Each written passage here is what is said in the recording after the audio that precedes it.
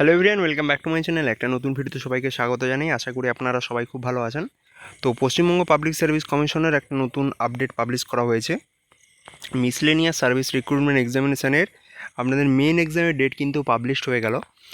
আজকে দুপুরেই কিন্তু এই নোটিশটা পিএসসির ওয়েবসাইটে পাবলিশ করা হয়েছে। দেখুন, বলা হচ্ছে যেটা, it is notified that the above mention examination will be held at different venues in Kolkata on 31st August 2025 Sunday in 3 session as per the following schedule.